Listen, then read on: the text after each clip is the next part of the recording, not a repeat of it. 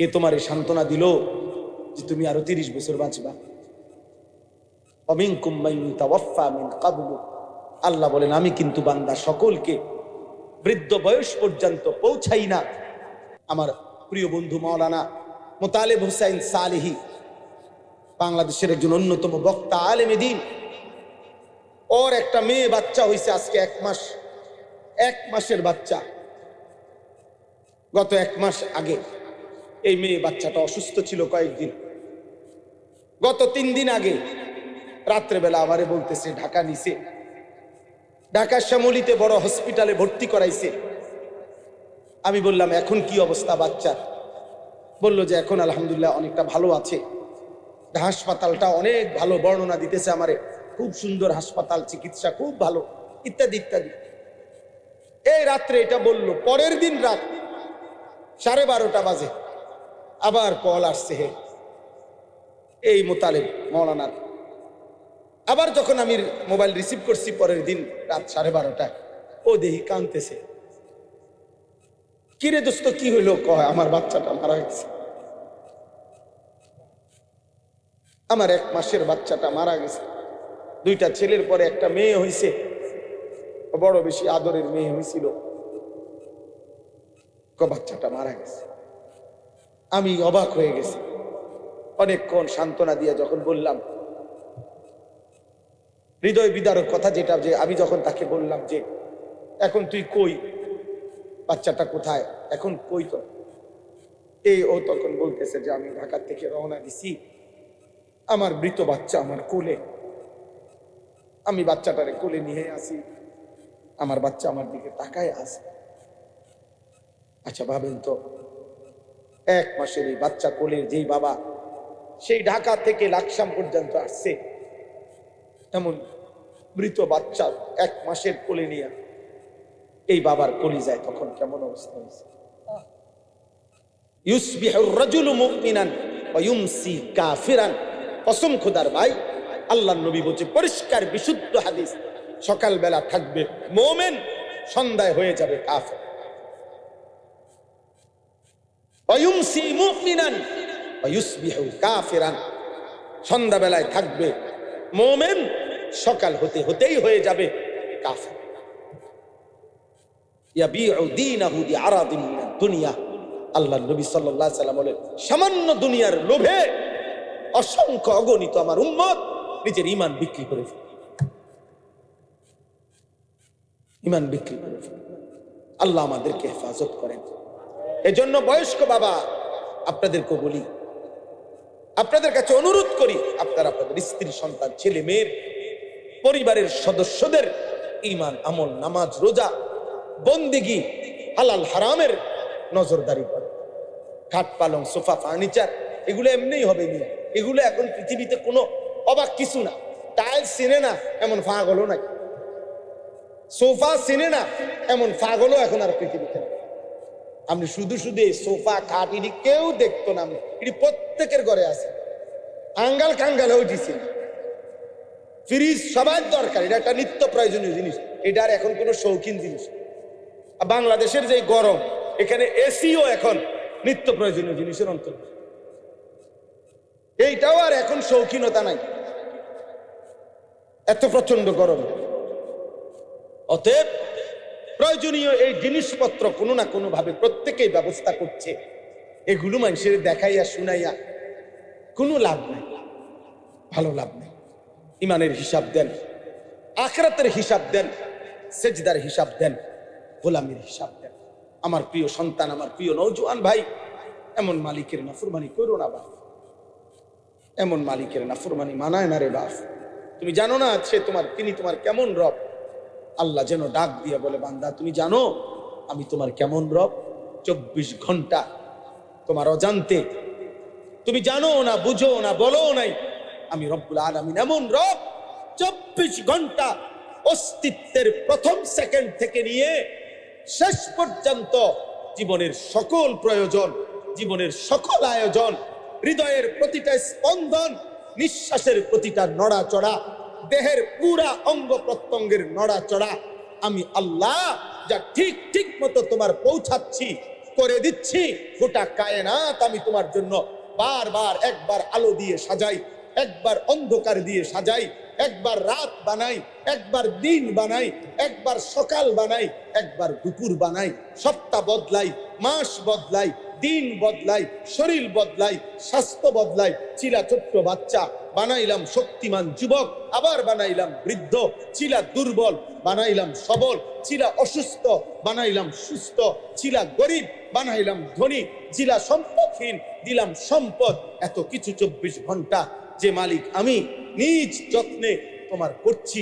আমি তোমার সেই মাওলা, আমি তোমার সেই আল্লাহ। তোমার সেজদা দিতে বলছি বান্দা, অন্য কেউ না। আমি তোমার বড় বেশি আপনজন। আমার ইচ্ছা ছাড়া তোমার নিঃশ্বাস চলে না, আমার ইচ্ছা ছাড়া তোমার চোখ নড়ে না। তুমি কেমনে পারলা বান্দা আমার মতো মালিকরে সেজদা না দিতে? বলো না আব্বা, বলো না ভাইয়া, আমার প্রিয় সন্তান বলো। 16 বছর যেই ছেলের এত অল্প বয়সে এক ওয়াক্ত নামাজ পড়ো না, আগামী 40 বছর পর্যন্ত তোমারে যদি আল্লাহ হায়াত দেয়, সেই পর্যন্ত তোমার নাফরমানির অবস্থা কি হবে? আল্লাহ তোমারে কোনো কিছু দেয় নাই। আলাম নাজালিল আরদা মিহাদা ওয়াল জিবালা আওতাদা ওয়া খালাকনাকুম আজওয়াজা। আল্লাহ বলেন, বলো না বান্দা, আমি কি জমিন তোমার জন্য বিছিয়ে দেই নাই? উত্তর দেন, জমিন কি আল্লাহ আমাদের জন্য বিছায় নাই? ওয়াল জিবালা আওতাদা, আল্লাহ বলেন পাহাড়গুলো আমি কি তোমাদের জন্য পেরেগের মতো স্থাপন করি নাই? করেছে। ওয়া খালাকনাকুম আজওয়াজা, আমি আল্লাহই তো তোমাদেরকে জোড়ায় জোড়ায় নারী পুরুষে সৃষ্টি করেছি। ওয়া জাআলনা নাওমাকুম সুবাতা, সারা দিনের ক্লান্তি দূর করার জন্য 2 চোখের ঘুম আমি তো দিয়েছি। ওয়া জাআলনাল লাইলা লিবাসা ওয়া জাআলনান নাহারা মাআশা, তোমার ঘুমের পরিবেশ তৈরি করার জন্য আলোকিত পৃথিবীটাকে অন্ধকারের কালো চাদর দিয়ে রাত্রির আবরণ করে দিয়েছি। এ তো আমি করেছি বান্দা, তাই তো তুমি ঘুমাবা কেমনে? আবার তোমার উপার্জন মেহনতের জন্য, পরিশ্রম কামাই রোজগারের জন্য আবার আলোকিত ফর্সা ধবধবে একটা দিন আলো করে আমি আল্লাহই তো এনে দিয়েছি। আমি যদি আলো না দিতাম তুমি রোজগার কেমনে করতা? আমি যদি অন্ধকার না দিতাম তুমি ঘুম চাইতা কেমনে? সেই আমি তোমার একটা সেজদাও পাই না। সেই তুমি আমি আল্লাহকে একটা সেজদাও দিবা না। রাতের 12টা 11 বাজে, তাহলে রাত 12টা 11 পর্যন্ত যেই যুবক সজাগ থাকতে পারলা, সেই তুমি কেন সেজদা দিতে পারলা না বাপ? বলো না আব্বা, কেমনি ঘুমাইবা এখন? সারাদিন মোবাইলে হয়তো নারী দেখছো, ছবি দেখছো, অশ্লীল দৃশ্য দেখছো। সারাদিনে যারা পেশাব করে হয়তো পানি নাও নাই, টয়লেট পেপার ব্যবহার করো না, শরীরও নাপাক, আর এই অশ্লীল নারীর ছবি দেখলে হারাম বীর্যপাত হয়, এ কারণেও শরীর নাপাক। এক ওয়াক্ত নামাজও পড়ো নাই, এই অবস্থায় যে ঘুমাইলা, নাপাক দেহ, নাপাক শরীর, দিলটাও নাপাক, এই নাফরমান, এই ঘুম যদি আর না ভাঙে, এই রাত যদি আর ভোর না হ্যাঁ হবে বা? রাসূলুল্লাহ সাল্লাল্লাহু আলাইহি ওয়াসাল্লাম বলেছেন, লা ইয়াজনি যানি হিনা ইয়াজনি ওয়া হুয়া মুমিন। কোন ব্যভিচারী যখন জিনা করে সে মুমিন থাকে। আর এই নারীর অস্থির ছবি দেখা, এ তো জিনা। নবীজি বলছে চোখের জিনা। নিজের হাতকে নিজের লজ্জাস্থানে নাপাক ব্যবহার করা, এ তো জিনা। নাকিহুল ইয়াদে মালউন। নবী সাল্লাল্লাহু আলাইহি সাল্লাম বলছেন, আমি স্পষ্ট বললাম তোমাদেরকে। নবীজি বলছে নিজের হাত যে নিজের লজ্জাস্থানে নাপাক ব্যবহার করে, হারাম বীর্যপাত করে, আল্লাহ রাসূল হচ্ছে সে মালউন, অভিশপ্ত। মালউন, অভিশপ্ত। এমন অভিশপ্ত জিন্দেগি নিয়ে যুবক যদি ঘুম না ভাঙে, যদি রাত ভোর না হয়, তো কি হবে তোমার আখেরাত, কি হবে তোমার কবর? কে তোমার এই সান্ত্বনা দিল যে তুমি আরো 30 বছর বাঁচবা? অমিনকুম মান ইউতাওয়াফা মিন ক্বাবলু, আল্লাহ বলেন আমি কিন্তু বান্দা সকলকে বৃদ্ধ বয়স পর্যন্ত পৌঁছাই না। আমার এই মুরব্বী হুজুর তো তিনি বৃদ্ধ হইছে বলে আমরা সবাই বুড়ো হব না? আল্লাহ বলে না বান্দা, আমি অনেককেই তার আগেই মৃত্যু দিয়ে ফেলি। দেয় মৃত্যু, কথা বলে না? 3 বছর শেষ আমার আর অল্প একটু। 3 দিনের বাচ্চা কবরে যায়, 3 বছরের বাচ্চা কবরে আছে, 3 মাসের বাচ্চা কবরে আছে। তাইলে আমার প্রিয় বন্ধু মাওলানা মোতালেব হুসাইন সালেহি, বাংলাদেশের একজন অন্যতম বক্তা, আলেমে দ্বীন, ওর একটা মেয়ে বাচ্চা হয়েছে আজকে 1 মাস, 1 মাসের বাচ্চা। গত 1 মাস আগে এই মেয়ে বাচ্চাটা অসুস্থ ছিল কয়েকদিন। গত 3 দিন আগে রাত্রেবেলা আমারে বলতেছে ঢাকা নিছে, ঢাকার শ্যামলীতে বড় হসপিটালে ভর্তি করাইছে। আমি বললাম এখন কি অবস্থা বাচ্চার? বলল যে এখন আলহামদুলিল্লাহ অনেকটা ভালো আছে, হাসপাতালটা অনেক ভালো, বর্ণনা দিতেছে আমারে, খুব সুন্দর হাসপাতাল, চিকিৎসা খুব ভালো, ইত্যাদি ইত্যাদি। এই রাত্রে এটা বলল। পরের দিন রাত 12:30 বাজে আবার কল আসছে হে এই মোতালেব মৌলানার। আবার যখন আমি মোবাইল রিসিভ করছি পরের দিন রাত 12:30টায়, ও দেখি কাঁদতেছে। কিরে দোস্ত কি হইলো? কয় আমার বাচ্চাটা মারা গেছে, আমার 1 মাসের বাচ্চাটা মারা গেছে।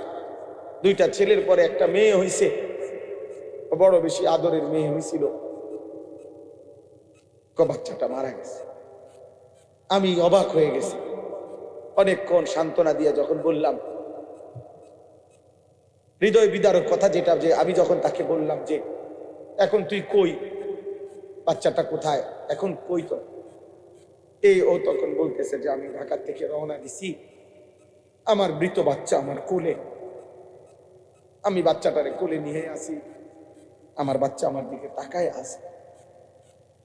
আচ্ছা ভাবেন তো, 1 মাসের এই বাচ্চা কোলের যেই বাবা সেই ঢাকা থেকে লাকসাম পর্যন্ত আসছে, এমন মৃত বাচ্চা 1 মাসের কোলে নিয়ে এই বাবার কলিজায় তখন কেমন অবস্থা হয়েছে? ওই গর্ভধারিণী মায়ের হৃদয়ের অবস্থা তখন কি হয়েছে?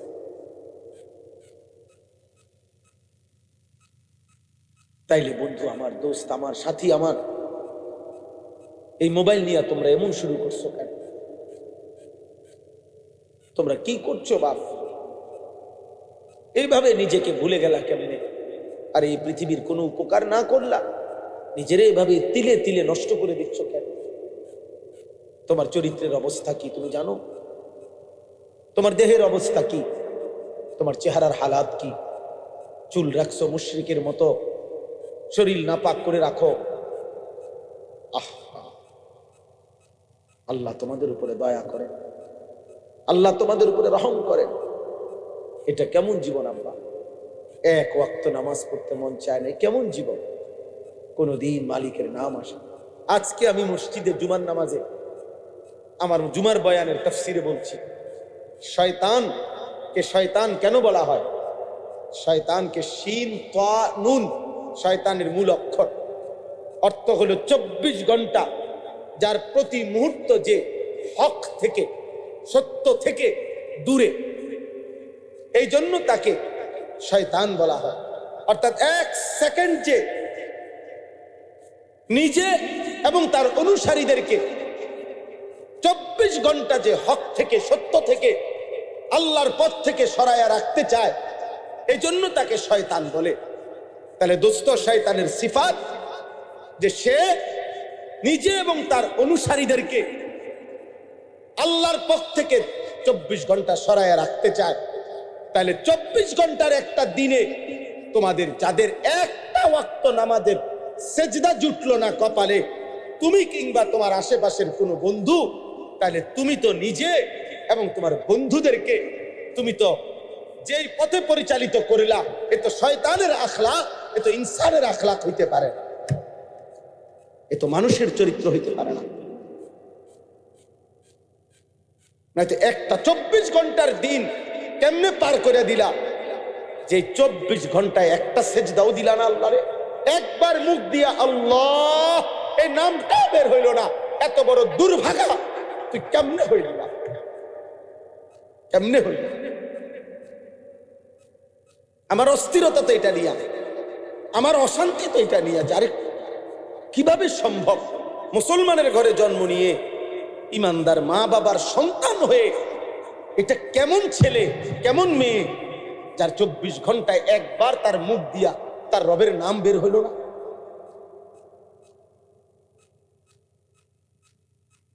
এ কেমন জীবন আব্বা, এ কেমন জিন্দেগি? আল্লাহ আমাদেরকে হেফাজত করে। বুঝতে শিখেন ভাই, প্রিয় নওজওয়ান, বুঝতে শেখো বাপ। আল্লাহ আমাদেরকে দয়া করে। এখানে আমি এবার তর্জমাটা বলি, তাইলে আমার কথা শেষ। আল্লাহ তাআলা বলতেছেন, আয়াহসাবুনা আন্নামা নুমিদ্দুহুম বিহি মিন মালিন ওয়া বানিন। এই শেষ 5 মিনিট লাগবে আয়াতের তর্জমা বলতে। তর্জমা বললেই বুঝবেন, একদম সহজ কথা।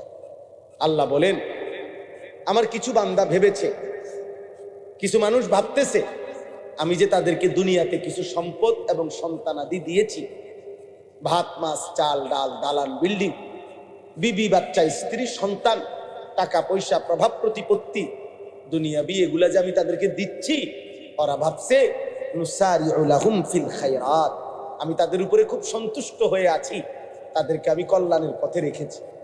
টাকা পাইয়া, বাড়ি পাইয়া, ভাত তরকারি জিফুত পাইয়া ও মনে করতেছে আমার যেহেতু কোনো অভাব নাই, বিপদ নাই, রোগ নাই, ব্যাধি নাই, পেরেশানি নাই, অস্থিরতা নাই, আল্লাহ মনে আমার উপরে খুব খুশি, সন্তুষ্ট, নইলে আমি এত ভাত খাই কা, নাই তো আমি এত বিল্ডিং করি কা। আল্লাহ মনে আমার উপরে খুব রাজি খুশি। হ্যাঁ বলেই তো, পরিষ্কারই তো বলে।